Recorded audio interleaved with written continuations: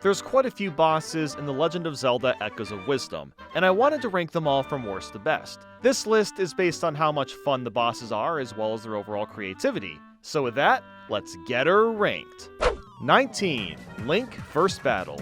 This is one of the first fights you encounter. An Echo version of Link is trying to attack you. There's something inherently novel about being forced to fight Link in a Legend of Zelda game, especially since we're playing as Zelda. Although I guess it's kind of the same idea as Dark Link from Zelda 2 or Ocarina of Time, they're just fake versions. This is a pretty basic fight. Link will either slash at you or your echoes. What makes all these bosses so unique to fight is that there's tons of different ways to go about the process depending on which echo you use. At the time, I was using P-Hat a lot because it's fairly bulky and it hits hard. Because you can spam out echoes immediately after one dies, Link will pretty much always fight the echo and forget that Zelda exists. So that made this a really easy fight, and it's the least interesting one of the bunch. While it's cool that you can get access to Link's sword when it's all said and done, it's a pretty forgettable battle. 18. Link Second Battle. I thought about combining all of these together, but I figured they're different enough to warrant being in their own category. We're fighting Link once again, but this time you want to get access to his arrows at the end. As you'd expect, Link shoots a lot of arrows this time, but that's not all. Once you get to a certain point, Link starts to warp around the map and eventually multiply. You'll have to destroy every clone while avoiding all the arrows, which can be slightly tricky. I say slightly, but it's still not really a tough fight. If I'm being frank, not a single boss fight in the game will be hard if you know what echoes to use. I used Mothula a bit as well as the Sword of Might since I had some energy to spare, but otherwise, it's the same Link fight from before.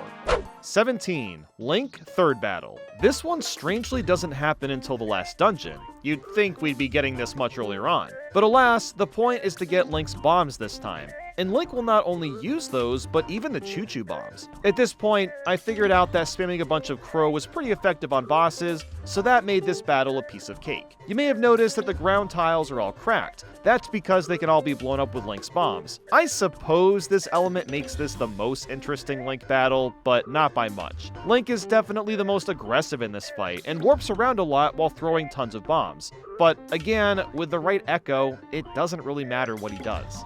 16. Lanmola. In Gerudo Desert, we've got this creepy looking centipede type of boss that attacks with boulders and wriggles from place to place. You're not going to be hitting Lanmola until you bind at his tail when it's sticking out, and pull so he's flipped on his back and vulnerable for a brief moment. The quicksand can make this one somewhat challenging, I guess, simply because it's harder to move around and keep up with what's happening.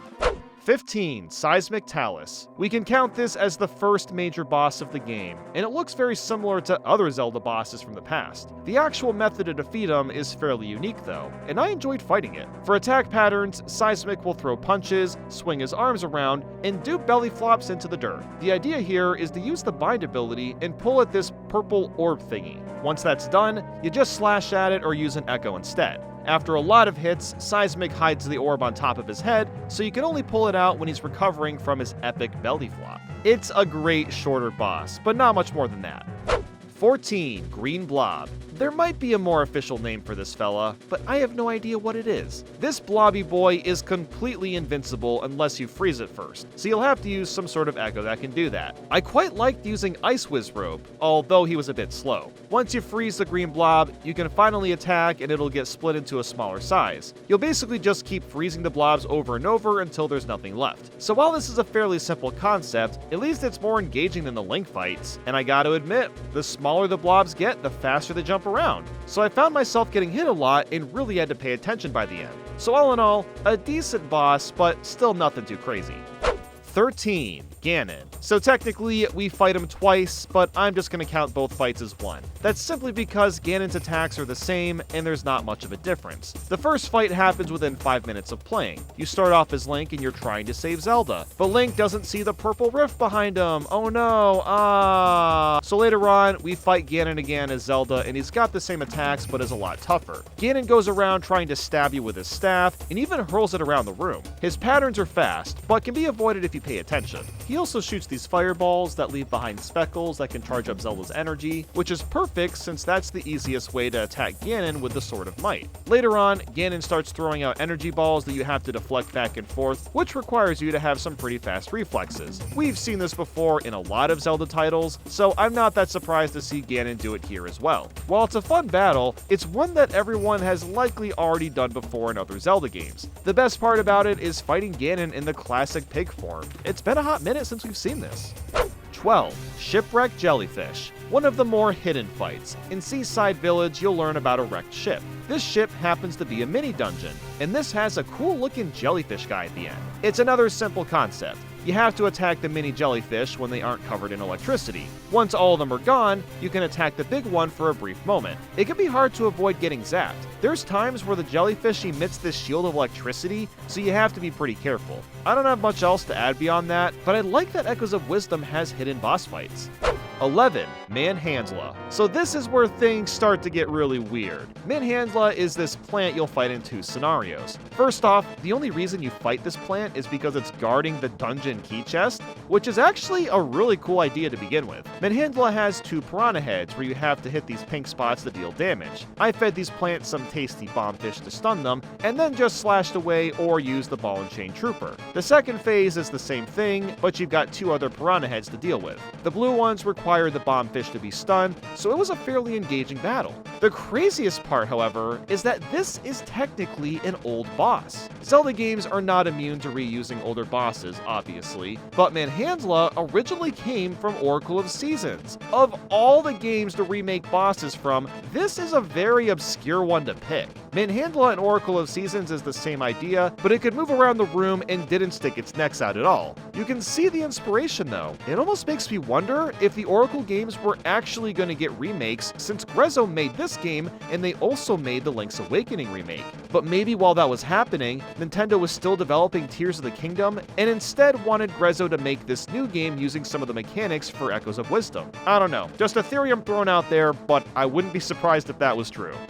10. Vocavor. Water battles have always been kind of hit or miss in the Zelda series, but I thought this one was pretty solid. I don't really know how to describe this guy. It just looks like the dry bones fish from New Super Mario Bros., but purple. I attacked Vocavor with Chomp Fin, and basically had to eat away at all the blue pimples. Vocavor throws all sorts of water tornadoes, so you'll have to avoid those while trying to get access to the weak spot. On top of that, you'll need to watch your air meter and keep refilling so you don't drown. All these different aspects make this a pretty good battle. There's even a point where you switch between being in the water and on land to make it harder to hit them. 9. Mogryph.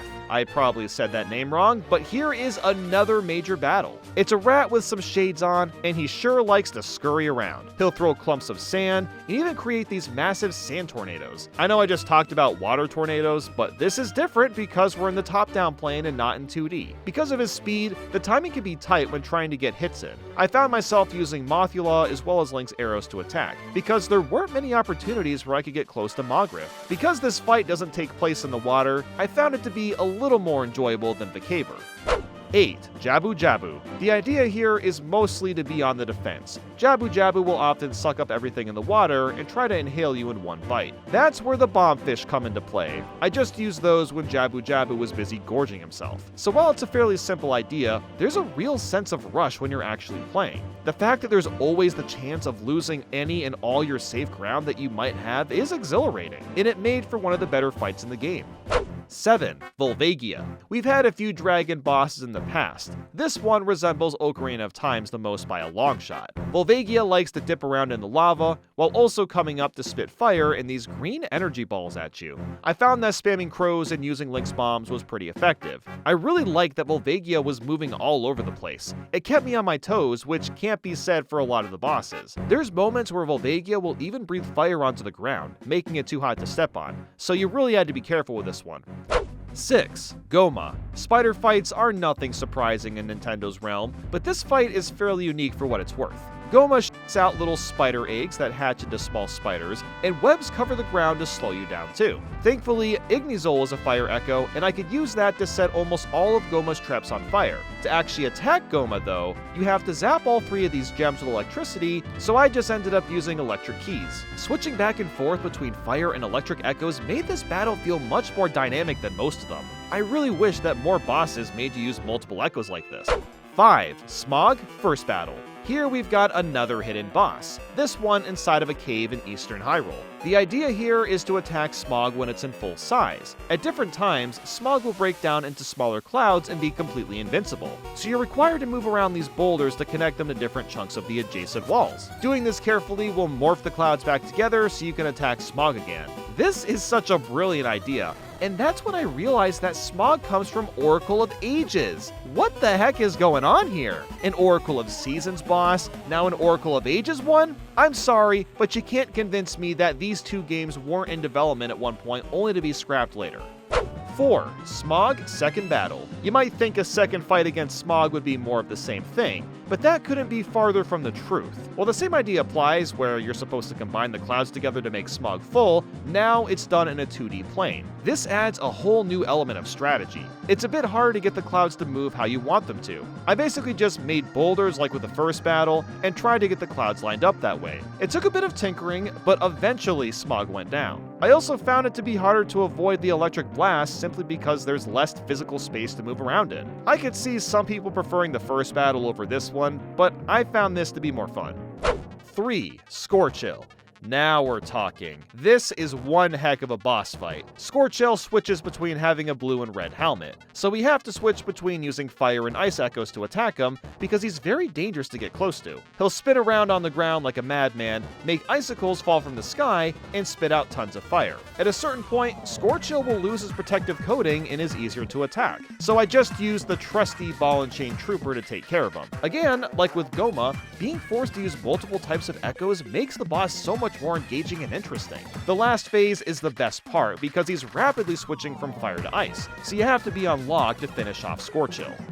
2. Fake Zelda, or Evil Zelda, whatever you want to call her. I'd actually argue that she's harder to beat than even the final boss. Fake Zelda does not play around. The main thing she does is spawn in a ton of echo enemies, but these aren't just any ordinary echoes, they just so happen to be the toughest enemies in the game. Getting hit by these echoes is devastating. They deal massive amounts of damage. My echoes were dying very quickly from Zelda's, so I was constantly on the move and trying to just stay alive. And you have to do this while also finding time to hit Zelda, and the only solution that I found to be effective was using Link's arrows. And that didn't even work that well, as my arrows would miss if Zelda was floating around too fast. After some hits, she'll fall briefly so you can get a bunch of hits in, but it doesn't make that much of a difference. The stark contrast of fake Link and fake Zelda is surprising. She really pulls all the punches in for this one.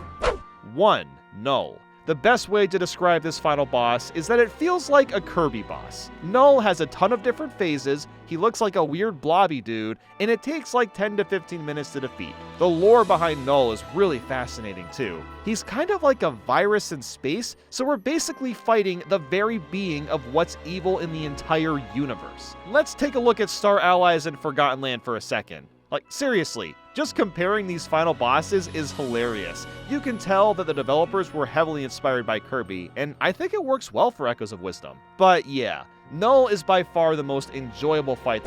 I gotta be honest, the boss fights were just alright in Echoes of Wisdom. Null was the exception, as you'd expect, but there wasn't anything too crazy here. This game is really all about the echoes and the puzzles you have to solve. That seems to be what the focus was really on. So with that, thanks for watching, and I'll see you all soon.